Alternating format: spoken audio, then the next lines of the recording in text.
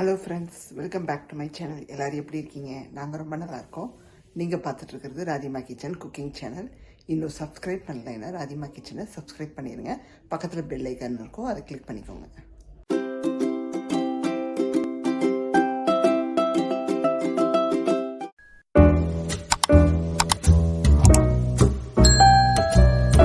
இப்போ உங்களுக்கு சாப்பிட்டு காமிக்க போகிறேங்க. நான் வந்து முறுமுறுன்னு தோசை சுட்டிருக்கேன். ஸோ தோசையோட இந்த கிரேவியை இப்படி ப்ரானோடு எடுத்துக்கோங்க. எடுத்து செம்மையாக இருக்குங்க. நீங்கள் எத்தனை தோசை சாப்பிடுவீங்கன்னே சொல்ல மாட்டீங்க, அவ்வளோ சூப்பராக இருக்குது. ஸோ கண்டிப்பாக ட்ரை பண்ணி பாருங்கள். இன்றைக்கி நம்ம பண்ணக்கூடிய ரெசிபி என்னன்னு பார்த்தீங்கன்னா ப்ரான் கிரேவி தாங்க பார்க்க போகிறோம். சிம்பிள் ரெசிபி, அதே சமயம் ரொம்ப ரொம்ப டேஸ்டியாக இருக்குங்க. நீங்கள் தோசை சப்பாத்தி எல்லாத்துக்குமே சைட் டிஷ்ஷாக வச்சுக்கலாம். ரொம்ப ரொம்ப அருமையாக இருக்கும். ஸோ இந்த ரெசிபி என்னெல்லாம் தேவைன்னு பார்த்துடலாம் வாங்க. ஸோ இதுக்கு வந்து பார்த்தீங்கன்னா ப்ரான் வந்து பார்த்தீங்கன்னா நான் 250 கிராம்ஸுக்கு எடுத்து நல்லா வந்து வாஷ் பண்ணி எடுத்து வச்சுருக்கேன். க்ளீன் பண்ணிவிட்டு மஞ்சத்தூள் போட்டு வாஷ் பண்ணி எடுத்து வச்சுருக்கேன். அப்புறம் இந்த கிரேவியில் வந்து பார்த்தீங்கன்னா வெங்காயத்தை அரைச்சி தான் சேர்க்க போகிறோம். ஸோ ஒரு வெங்காயம், சின்ன வெங்காயம் எடுத்து, பெரிய வெங்காயத்துலேயே கொஞ்சம் சின்னதாக எடுத்து அதை பியூரி மாதிரி இந்த மாதிரி அரைச்சி எடுத்துக்கிறோம். அப்புறம் தக்காளி, ஒரு தக்காளி ஃபுல்லாக எடுத்து பொடியாக இந்த மாதிரி சாப் பண்ணி வச்சுக்கணும். அப்புறம் இஞ்சி பூண்டு விழுது தேவைப்படும். அப்புறம் சீரகத்தூள், கரம் மசாலா தூள், அப்புறம் மிளகா தனியா தூள் ரெண்டும் கலந்தது, அதுக்கப்புறம் மஞ்சத்தூள். இதெல்லாம் வச்சு தாங்க பண்ண போகிறோம். வாங்க ஸ்டார்ட் பண்ணிடலாம். இப்போ ரெசிபியை ஸ்டார்ட் பண்ணிடலாங்க. ஒரு கடாய் வச்சுருக்கேன். இப்போ எண்ணெய் சேர்த்துக்கலாங்க. நான் வந்து நல்லெண்ணெய் சேர்க்குறேங்க. ஸோ நல்லெண்ணெய் சேர்த்து பண்ணிங்கன்னா ரொம்ப சுவையாக இருக்கும். டேஸ்ட் இன்னும் கொஞ்சம் நல்ல ஒரு இதாக இருக்கும். நல்லா ஒரு 2 டேபிள் ஸ்பூனுக்கு எண்ணெய் விட்டுக்கிறோம். ரெசிபிக்கு வந்து பார்த்தீங்கன்னா தாளிப்பு எதுவுமே கிடையாதுங்க. டைரெக்டாக நம்ம அப்படியே அடுத்தடுத்த ஐட்டத்தை போட்டு பண்ண வேண்டியதுதான். ஸோ ஃபஸ்ட்டு நம்ம இந்த அரைச்ச வெங்காய விழுதை சேர்த்துக்கிறோம். பார்த்து மெதுவாக ஸ்லோ ஃப்ளேமில் வச்சுட்டு சேர்த்துக்கோங்க, இல்லாட்டி தெரிக்கும். ஏன்னா அரைச்ச விழுது இல்லையா, அதனால தெரிக்கும்.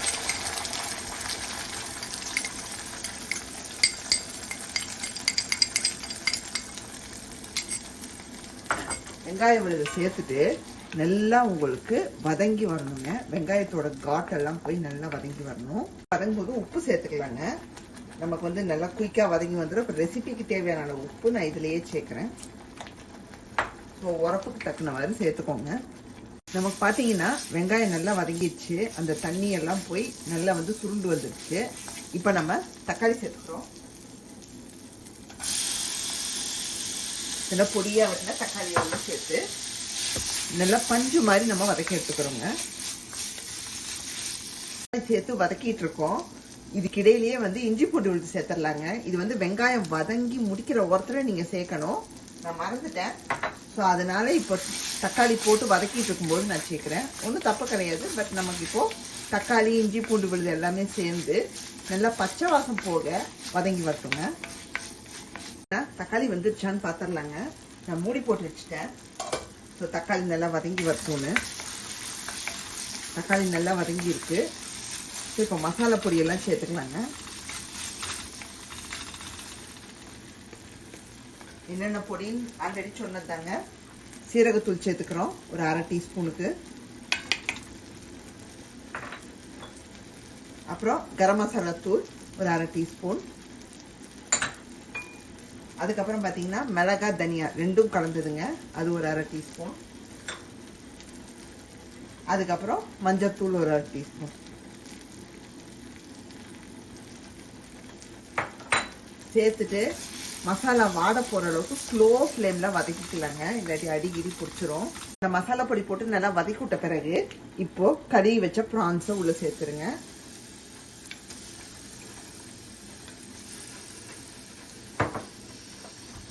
நல்லா அந்த மசாலாவோட கொஞ்சம் பெரட்டி விட்டுட்டு தண்ணி சேர்த்துடலாங்க.